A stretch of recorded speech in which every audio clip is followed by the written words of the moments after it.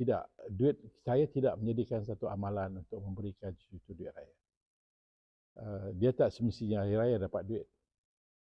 Tetapi kita berikan hadiah kalau dia berjaya dalam pelajaran, dalam sukan, dalam debate.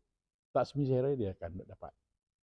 Dan dia akan bermotivasi untuk berlumba-lumba dalam pencapaian akademik ataupun Al-Quran hari raya. Asalnya orang bagi duit ni kerana dia berjaya berpuasa. Itu asal ceritanya. Orang memberi hadiah kerana budak-budak ni berjaya dalam berpuasa. Itu pandangan saya lah. Mungkin berbeza dengan orang lain. Pernah satu masa saya bertugas di Jabatan Bentuk Malaysia Los Angeles.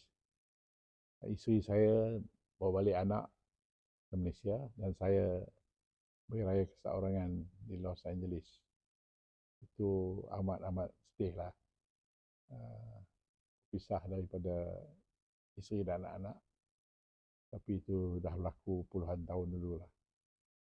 Tapi sampai sekarang saya rasa cukup sedih lah. Ya, kami selalu sama. Jadi setiap tahun anak makin banyak, cucu makin banyak. Jadi every year tu memang beza. Kegembiraan juga berbeza. Apatah lagi sekarang ni dah sampai satu tahap mencapai umur yang begini, tidak ada lebih mengembirakan bersama dengan anak dan isteri serta cucu-cucu. That's the best. Sudah pasti masing-masing akan pergi solat. Kembali daripada solat, waktu makan. Dan sudah tentu cucu ramai ni lain. Dia ramai ni masing-masing dengan PL dan kerenah masing-masing.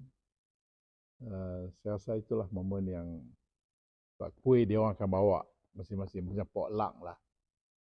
Jadi masing-masing akan rasa kuih dan family yang berbeza-beza. Kalau dia buat, kan dia beli, saya pun tak tahu. Tapi insyaAllah kita akan bersama merasai juadah yang mereka bawa daripada negeri masing-masing. Yang pertama, jaga diri, khususnya anak-anak, jangan main mercun. Sebab saya tengok 2-3 hari ini di Kedah, sampai terkoyak muka main mercun. Saya rasa tidak ada manfaat pun main mercun ni.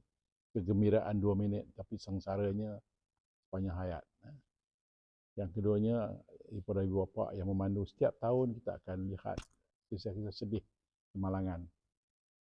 Berpandu berlumba-lumba untuk balik sebelum Syawal.